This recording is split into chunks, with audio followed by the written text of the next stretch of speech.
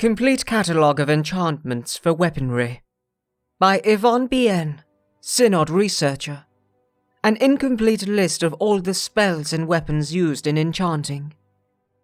Within this catalogue are all the known varieties of weapon enchantments the modern mages can cast. No pretense is made that this list is complete. New discoveries are made and new enchantments are revealed often enough that this work will eventually become outdated. Those who follow may choose to revise this work as needed. Weapons such as axes and bows can hold a wide variety of enchantments. The most common are fire, frost, and lightning. The simple yet effective enchantments burn, freeze, or shock when they draw blood. Only slightly less common are weapon enchantments that drain magicka or stamina. These drain off a wizard's reserve of power, tiring him or her magically, just as the weapons that strain stamina tire their victims physically. Unlike the elemental enchantments, the enchantment alone cannot kill, although the weapon itself can still take a life. Equally less common are the enchantments of fear. There are two varieties, one for the living and one for the undead. The former will only affect living creatures, not undead, or magical constructs, such as atronachs and dwarven automatons. The latter cause draugr, skeletons, vampires, and the like to flee. There is no known fear enchantment that will affect dwarven machines.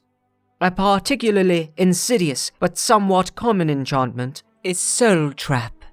Upon entering the blood, the victim's soul is bound. Should he or she die shortly thereafter, he or she's soul is siphoned off to a nearby soul gem. This form of magic should only be used against beasts and monsters. To use it against men or elves or beast folk is abhorrent. Noticeably, more rare are the absorb enchantments. There are 3 known types that drain the victim's health, magicka, or stamina. The weapon becomes a conduit, transferring the stolen energy from the victim to the wielder. These are sometimes referred to as vampiric enchantments. As discussed above, absorbing magicka and stamina is not in itself deadly. Absorbing health can actually steal the life from a creature. The rarest of enchantments are those of banishment and paralyzation. Banishment only affects summoned atronachs or undead raised by wizards. The banishment breaks the link between the caster and the creature. Summoned atronachs return to the oblivion plane from whence they came. Raised undead are released.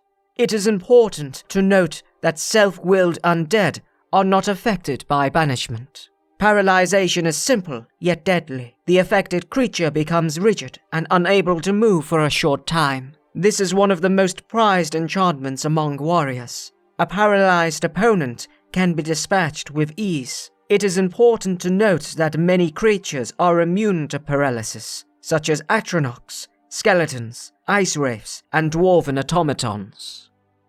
Complete Catalogue of Enchantments for Armour by Yvonne Bien, Synod Researcher. An incomplete list of all the spells and armor used in enchanting.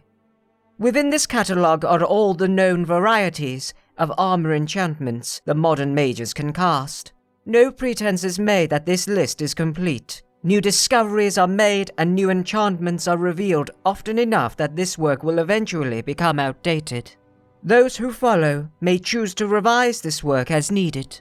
The most common enchantments for armor and other garb are those that improve health, magic, or stamina. Fortifying the wearer's health is popular with warriors. It actually makes the wearer harder to kill, binding his or her life force a bit tighter to his or her body. Fortifying magicka is more commonly seen in clothing because wizards tend to avoid bulky, restrictive armor. It allows the wizard to cast more spells before becoming magically exhausted. Fortifying stamina is a secondary choice for fighters. They tire less quickly, but do not survive their wounds any better. There is a wide range of physical and mental attributes or skills that can be fortified by enchantments. There are as many of these as there are wizards with imagination. A few choice examples are archery, sneaking, conjuration, and carrying strength. The focus is always quite narrow. There are even examples of gauntlets that are enchanted to improve the wearer's ability to enchant things. Another common form of armor enchantment are the resistances. The elemental resistances are marginally easier to find and make. They make the wearer less susceptible to burning, freezing, and shocks. There are also poison resistances and enchantments that will resist all forms of magic.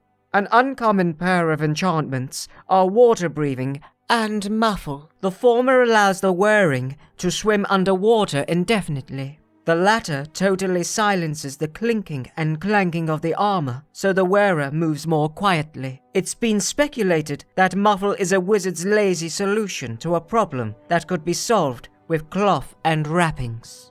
The rarest of enchantments increase the recovery rate of health, magicka, or stamina. The wearer actually heals from his or her wounds while you watch, even if he or she is in the midst of a battle. Wizards normally recover their magical energy at a moderate pace. Wearing this armor makes that recovery much faster. The same is true for stamina recovery enchantments. The wearer tires just as quickly as always, but seems to get his or her wind back much faster.